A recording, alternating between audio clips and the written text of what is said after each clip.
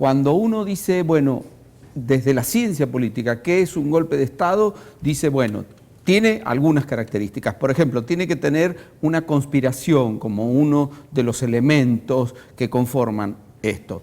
Después tiene que tener una acción violenta, que evidentemente se ha corroborado.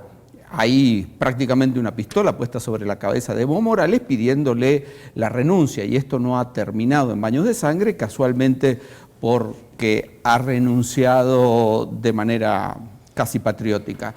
Otro de los elementos que encontramos cuando definimos al golpe de Estado es que es una acción que en general tiene que tener la participación de algunos organismos del Estado. También este es el caso, es decir, la policía y el ejército fueron parte de estas acciones.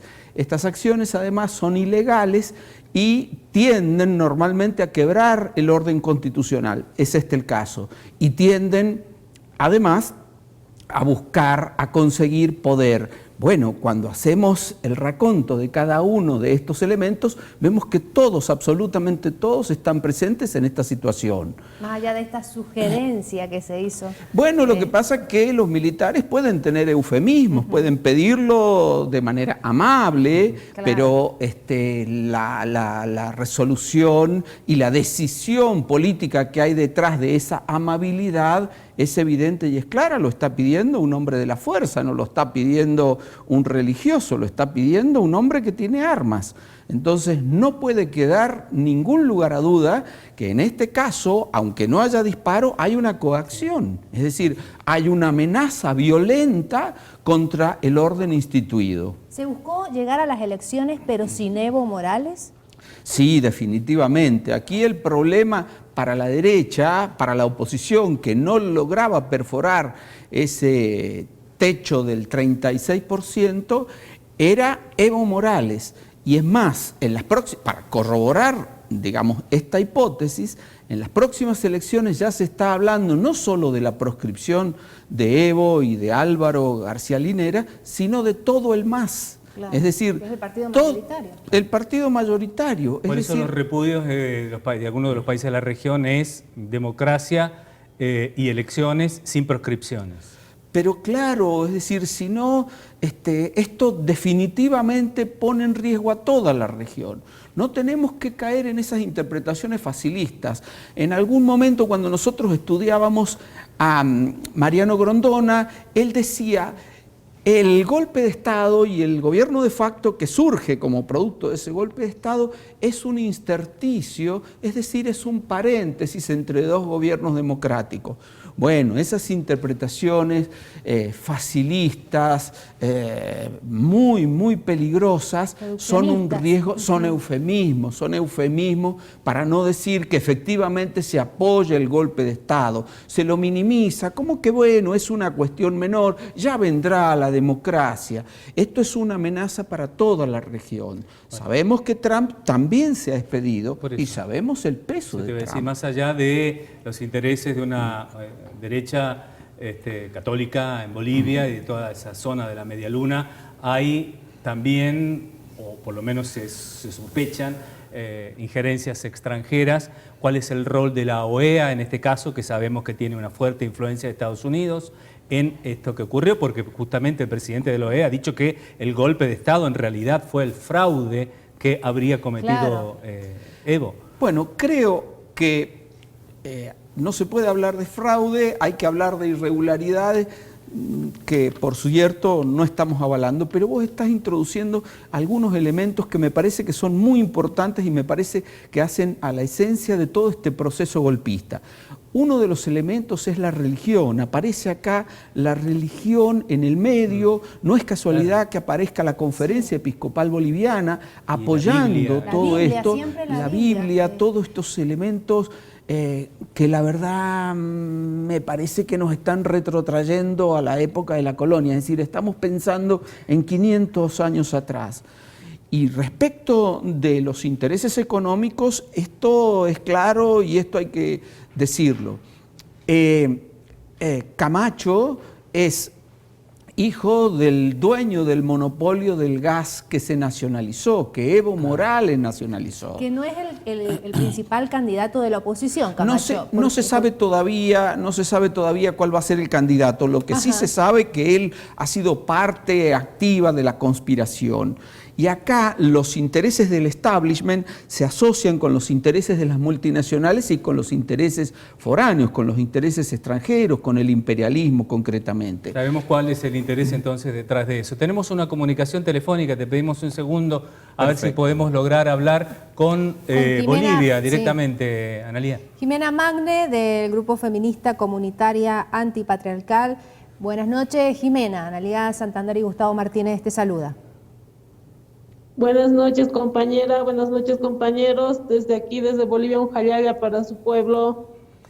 Muchas gracias. Nos gustaría conocer cuál es la situación en este momento en Bolivia. No sé si sabías, pero en este momento está terminando en el Congreso de la Nación Argentina, en la Cámara de Diputados, una sesión especial que establece que de alguna manera conmina al presidente Mauricio Macri a aceptar que lo ocurrido en Bolivia es un golpe de Estado y que hay que repudiarlo como tal. Queríamos saber cuál es la situación que se está viviendo por estos momentos allí.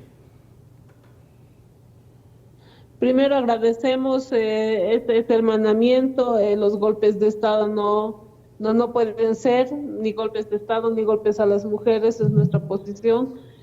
Y agradecemos esta señal de hermanamiento.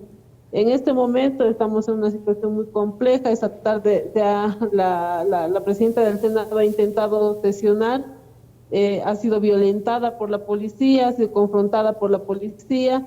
Este es un afán golpista, esto es ya dictadura pura. La policía está en las calles, el ejército está en las calles. Están golpeando a la gente y están asesinando gente. Tenemos entendido que hay por lo menos 8 muertos, de los cuales se conoce la identidad de 6 de ellos y de 2 están por confirmar. Entonces es complejo lo que está pasando. No son muertes con heridas de bala. ¿Reina mucho el miedo hoy por hoy ahí en Bolivia, Jimena? Definitivamente hay mucho miedo, pero también hay mucha rabia por todo lo que se ha venido consumando estos últimos días, ¿no? Han sido 3 semanas de terror, de horror que se ha vivido en Bolivia, porque todo esto ha empezado con una movilización supuestamente por la democracia y se ha ido tornando en una movilización demasiado violenta, fundamentalmente para las mujeres indígenas originarias, ¿no? Para las mujeres empobrecidas. Se han visto escenas previas al golpe de Estado en todo este proceso, en estas 3 semanas, donde se ha humillado a una alcaldesa, a la alcaldesa de Vinto, se la ha querido obligar a renunciar, se la ha sacado de su oficina, se quemó la alcaldía, a ella se la ha golpeado, se la ha paleado, se la ha cortado el pelo, se la ha tirado con pintura, se la ha hecho caminar descalza hasta Cochabamba, que es un trecho bastante largo. Entonces es terrible, ¿no? El mismo día se ha visto como a las compañeras bartolinas que estaban en una marcha, las han intervenido, las han golpeado, las han humillado. Es muy complicado lo que estamos viviendo, ¿no? Y ha sido sistemático sobre el cuerpo de las mujeres. Jimena, hay sin duda entonces un componente de odio y de racismo en esto. Hay casi, como decía nuestro columnista acá, imágenes o escenas que nos retrotraen a la época de la conquista y la colonización, una especie del neocolonialismo en un país, en un estado plurinacional. ¿Cuál es la situación que están asumiendo las distintas naciones de los pueblos indígenas bolivianos ante esta situación? Sí, se están levantando los pueblos indígenas, los ponchos rojos, los campesinos, se están manifestándose. Hay una indignación por la quema de la huipala, pero también hay un discurso bastante racista, es una confrontación con las clases medias, las clases altas, que hoy están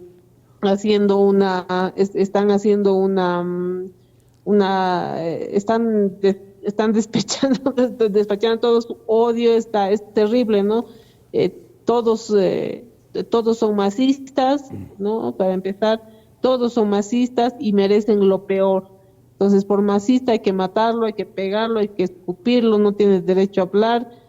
Ha sido terrible, ¿no? Una escalada de mucha violencia con quema de casas de autoridades porque son masistas, con secuestro a las familias de los dirigentes campesinos porque son masistas, con secuestros a los familiares de los ministros, de los senadores porque son masistas. Entonces, ese ha sido el mecanismo para hacer renunciar al presidente, ¿no?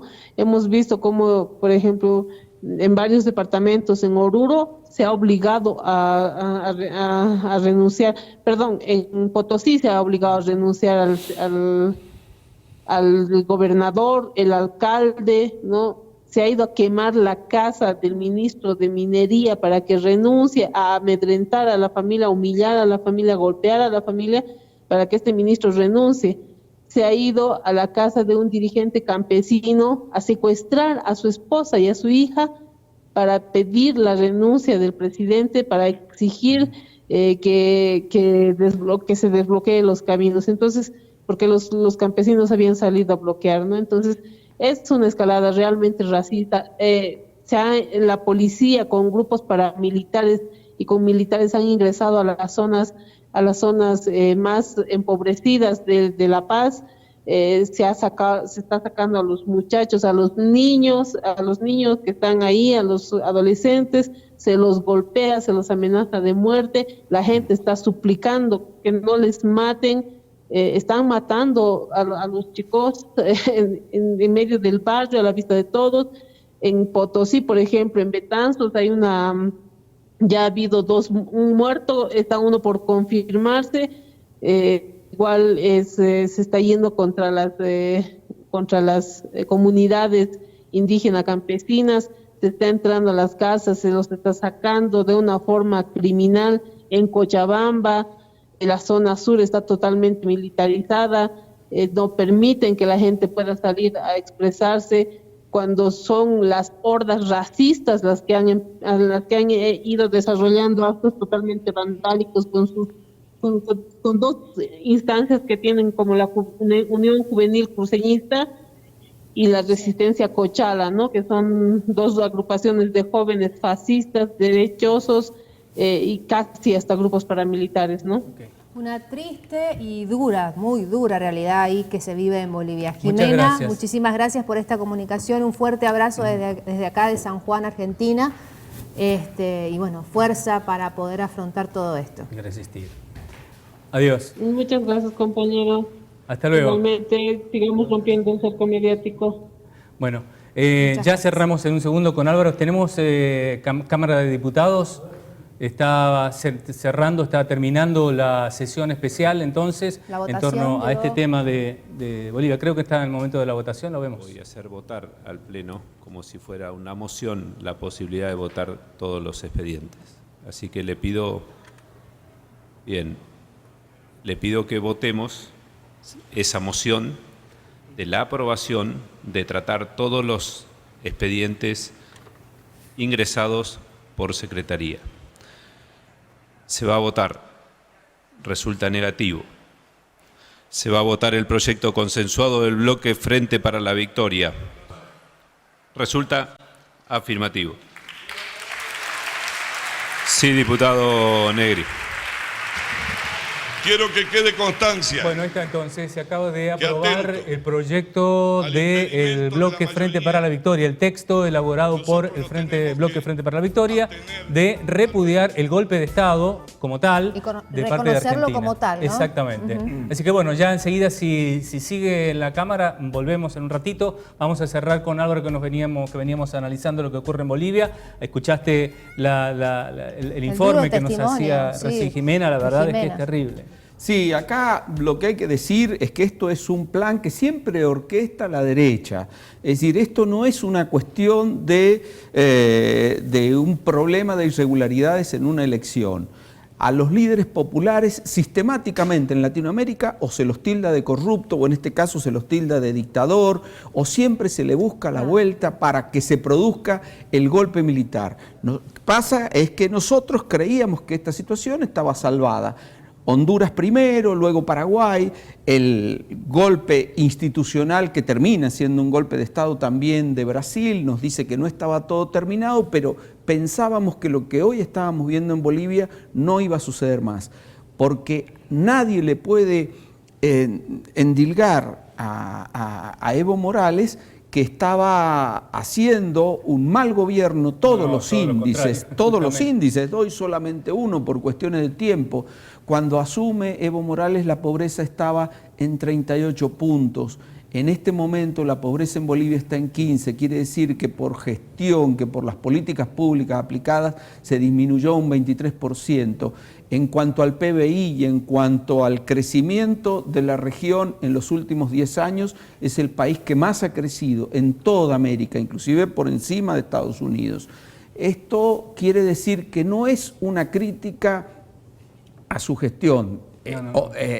Digamos, definitivamente además, lo que ya no había se convocado quiere, elecciones, nuevas elecciones. Había convocado elecciones, es decir, estaba la posibilidad de que se hicieran elecciones de nuevo, con un nuevo tribunal, con veedores internacionales, de manera que se pudiera modificando el tribunal electoral también. Modificando con veedores internacionales, de manera que se pudiera transparentar todo este proceso.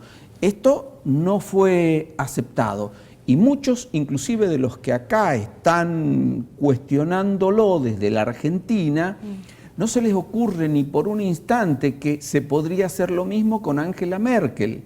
Pero a nadie se le pasa por la cabeza que vamos a pedir un golpe de Estado en Alemania porque Angela Merkel está en su cuarto mandato. Eso sería una locura, un delirio, pero porque tal vez Angela Merkel es rubia y Evo es un indio. Entonces también ahí aparece una cuestión racial, xenófoba, y entonces también ahí tendríamos que trabajar un poco, porque esto nos tiene que llamar muy seriamente a la reflexión. ¿Qué es lo que nos está pasando por la región que festejamos un golpe de Estado como si fuera un gol maradoniano? ¿Cuánto tiempo va a pasar desde esos festejos hasta que el gol lo tengamos nosotros en el área nuestra? Eso no se está evaluando, me parece. Claro, es decir, esto no es un juego de si sacamos al indígena o no, esto es un poco más complejo. Exacto. Bueno, Álvaro, muchas gracias por venir. No, gracias a usted. Álvaro Olmedo, muy claro, contundente entonces respecto a lo que está pasando allí. La sesión habrá terminado, supongo, así que nosotros cerramos el programa y seguimos con nuestra programación habitual. Sí, por supuesto. ¿Volvemos? El viernes, como siempre, acá en vivo por el 33.1 de la televisión digital abierta. Chao, muchas gracias.